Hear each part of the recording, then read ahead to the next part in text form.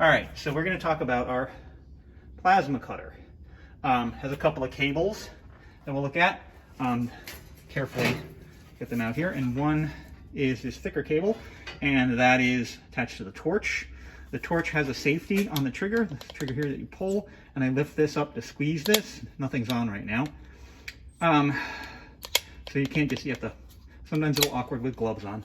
So I'll set that back down. The other cable is connected to the ground, and that needs to be clamped directly to your piece of metal. Sometimes when we're welding, we can clamp to the table, but this has got so much stuff on it, we're not making a good connection that we clamp directly to the sheet itself. We're going to cut on this. We'll practice on this, demo on this. Then over here, they use air pressure. Basically, the plasma cutter uses air pressure and an arc electricity to create a stream of plasma that cuts through the metal. It'll cut ferrous and non-ferrous metals. So I'm going to open this guy up. And then the switch, awkwardly located in the back of the machine right there. You turn that on. And on the front here, I got a green light. If we didn't have the air pressure on, we'd get a warning that there was no air pressure. Right now we're cutting through some fairly thin stuff, so I'm going to set it at about 20 amps on this dial here. 18 gauge metal. If you're cutting something thicker, you could turn it all the way up. It goes to 30 amps or so. Hello again. So we got our safety glass on, but we also want to have, for the arc electricity, for the plasma cutter, for the ratings we're using for the high amperage, we have some shades.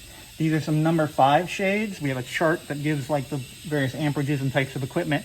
So you want to have a minimum of these number 5 shades on to protect your eye from the arc of electricity. Creates a very bright light, infrared and UV, but it will boil the retina, the liquid in your retina, apparently, and it can permanently damage your eyes. So make sure to wear shades.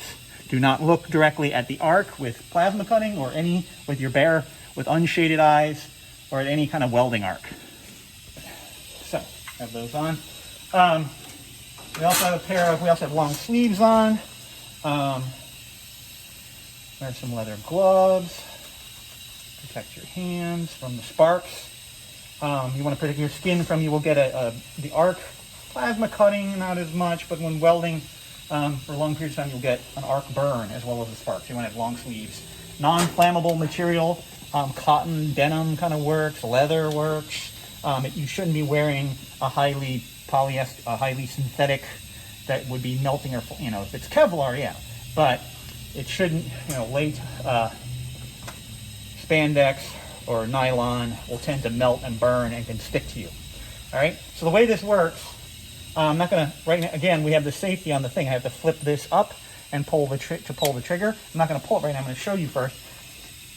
For thin metal like this is a drag tip. It's in reasonable shape. Every now and then we replace it. I'm going to lay it on the surface, pull the trigger, and move along. All right, if I move too fast, I'll lose the cut. If I go too slow, I'll just get kind of a sloppy cut. The other thing is, if it was thicker metal, we would have a little bit of an offset, maybe a little bit above, like a little under 1/8 of an inch, 1/16 of an inch up. And you can put, a straight edge, you can use a brick or anything to kind of put there to kind of help give your straight edge. Sometimes you'll make jigs to hold. We're just going to freehand cut.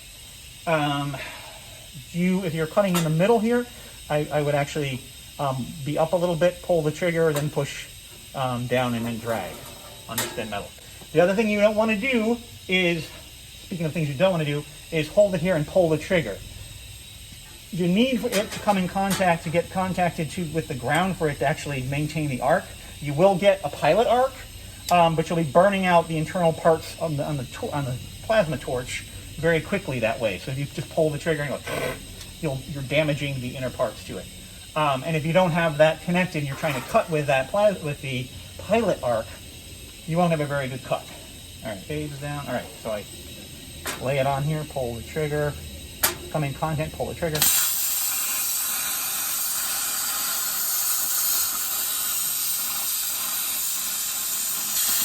All right, if it doesn't immediately drop, you can kind of, it's going to be a little hot. you can cut it out like that. So you can make very, you know, freehand tight turns with this.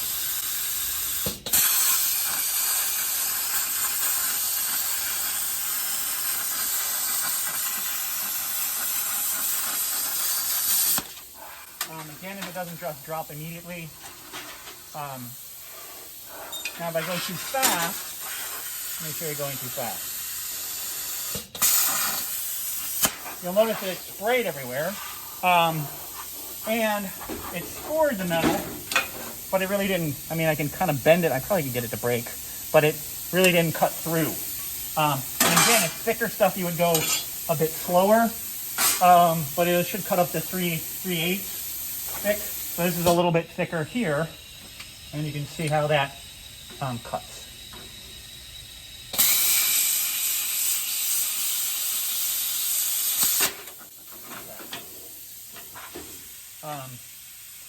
Again, pieces will be hot, so be careful of that. Also, if you're doing a lot of cutting, the dust, the blowing, the metal powder stuff that's coming off of there, you can start to taste it in your mouth. Wear a dust mask, proper dust mask for particles. And again, make sure to wear number 5 shades. These are not just regular sunglasses. These are rated for shade 5 for welding and plasma cutting. Not for welding. Welding is much darker shade.